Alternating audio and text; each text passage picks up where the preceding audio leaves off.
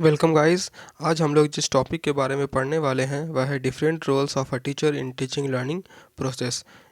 इस पर जो हिंदी नोट्स है वो ऑलरेडी चैनल पे अपलोडेड है। आप प्लेलिस्ट में जा कर के वहाँ से देख सकते हैं। और जो भी चैनल पर नए चैनल को सब्सक्राइब भी कर लें, क्योंकि इस चैनल पे आपको बी रिलेटेड सारे नोट्स हिंदी इंग्लिश में मिलते हैं। तो आज हम लोग देखने वाले हैं कि टीचर का क्या डिफरेंट डिफरेंट रोल्स होता है एक टीचिंग लर्निंग प्रोसेस के दौरान, as a transmitter of knowledge, as a facilitator of learning, as a guide of learning. तो चलिए हम लोग वीडियो को शुरू करते हैं। The various role of a teacher in teaching learning process. The teacher plays the following roles in the teaching learning process as a transmitter of knowledge. सबसे पहले हम लोग देखने वाले हैं In order to make the teaching learning process effective and efficient, it is necessary that the teacher should be helpful in increasing the knowledge of the students. The following roles are helpful in increasing the knowledge of the teacher. अगर किन्हीं को English और हिंदी में अगर दिक्कत हो रही हो तो इसका जो हिंदी नोट्स है, जैसे मैंने बताया कि चैनल पे अपलोडेड है, तब वहाँ से जा कर के देख सकते हैं, तो आपको हिंदी और इंग्लिश में भी दिक्कत नहीं होगी। ओके। तो एक टीचर जो है ट्रांसमीटर ऑफ नॉलेज का काम करता है बच्चों के बीच में। वो अपना नॉलेज को ट्रांसफ़र करता है बच्चों के साथ, जिससे कि वो टीचिंग लर्निंग प्रोसेस इफेक्टिव और एफिशिएंट बन जाए।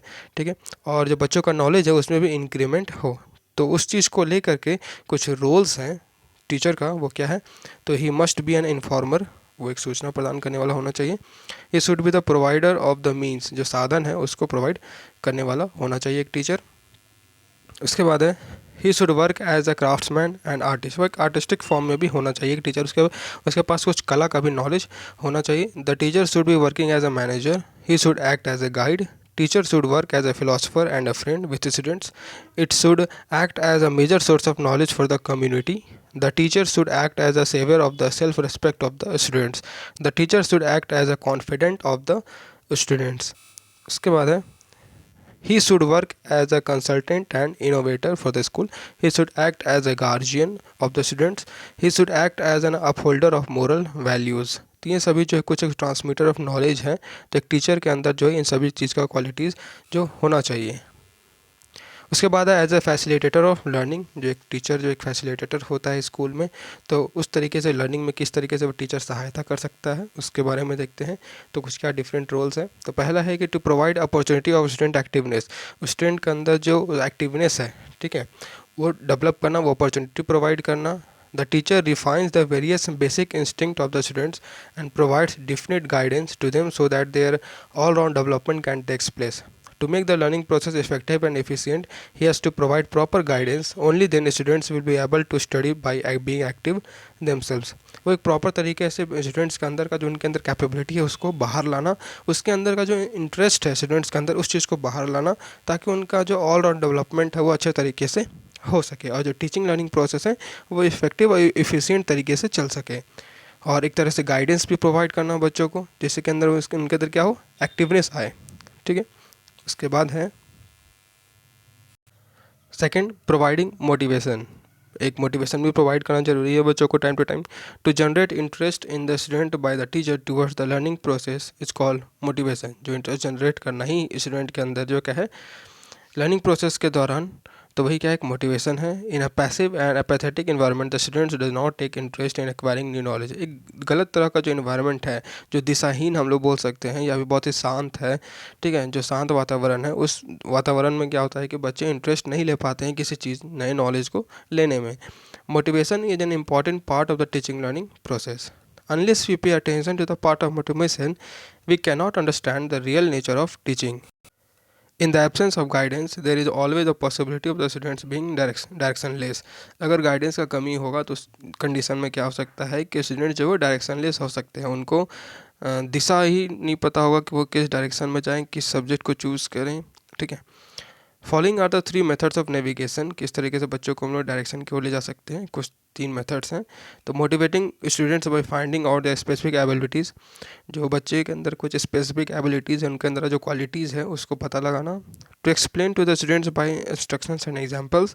To solve the problems of the students by counselling them by debating. वाद विवाद करके भी क्या हो सकता है कि बच्चे के अंदर जो प्रॉब्लम्स है उसको सॉल्व किया जा सकता है, और काउंसलिंग के जरिए भी सॉल्व उसको किया जा सकता है।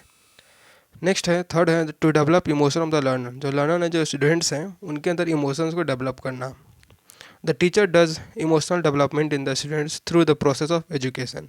This development is easily accomplished by the teacher's sympathy, love, proper work, personal contact and proper guidance. इन सभी तरीके के या इन सभी माध्यम के थ्रू ही क्या हो सकता है कि एक बच्चे के अंदर उसका इमोशंस का डेवलपमेंट को लेकर के काम किया जा सकता है एक टीचर के द्वारा. नेक्स्ट है teacher's function is to teach. Teacher का क्या काम हो सकता है? तो सिखाना एक टीचर का काम है.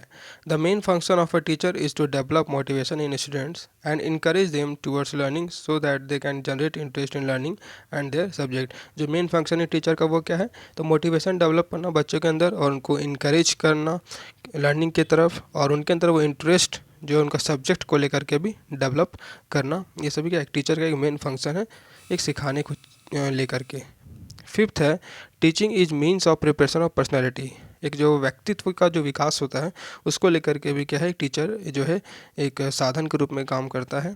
It is the main responsibility of the teacher to develop the personality of the child through teaching so that his physical, intellectual, spiritual and emotional development can takes place. Only through development can he make his future life happy and prosperous. Therefore, we can say that education is an important means of building the personality of a child. Next point 6 है teacher as a source of information. Teacher provides new information of knowledge to the students through teaching. He makes them aware of different types of ideas and objects. Teachers who know the method of subject presentation, they get enough success in this field. Teacher का क्या role होता है कि information provide करना बच्चों को, ठीक है, जो नॉलेज है वो प्रोवाइड करना और उनको अवेयर रखना आइडियाज़ ऑब्जेक्ट से रिलेटेड. और टीचर को अपने सब्जेक्ट के प्रति ये नॉलेज होना चाहिए कि किस तरीके से वो अपने सब्जेक्ट को क्लास में प्रेजेंट करता है, ठीक है. तो इसके लिए उस सब टीचर को अपने फील्ड में प्रॉपर नॉलेज होना चाहिए. उसके बाद है थर्ड है as a guide of learning. किस तरीके से मार्गदर्शन के रूप में एक टीचर काम कर सकता है. In order to make the teaching learning process effective, it is necessary that the teacher should guide the students in their learning. Teacher as a guide has the following roles. अब guide के रूप में teacher का क्या roles हो सकता है? तो establishing personal contact with the students. The teacher should establish contact with parents, detection of maladjusted children, proper use of the library by the students. Next है directing the reports of the students who have been interviewed to the students, to establish contact with various social organizations, to provide information to the students about professions and educational opportunities related to their subject, to cooperate in taking the examination of the students, organizing co-curricular activities, to give full cooperation to the principal and the director to make the guidance program more successful. आगे है sending such children who experience difficulty in learning to the counselor. Last है creation of conditions for greater development of students. तो यह जो notes था वो था कि टीचर का क्या डिफरेंट रोल्स हैं एक टीचिंग लर्निंग प्रोसेस के दौरान. तो उसको आज हम लोगों ने इस वीडियो में देखा. तो उम्मीद करता हूँ कि ये नोट्स आपको अच्छे लगे हो. तो वीडियो को लाइक करें, चैनल को सब्सक्राइब करें, अपने दोस्तों के पास भी इसे जरूर शेयर करें. तो मिलते हैं हम लोग नेक्स्ट वीडियो में.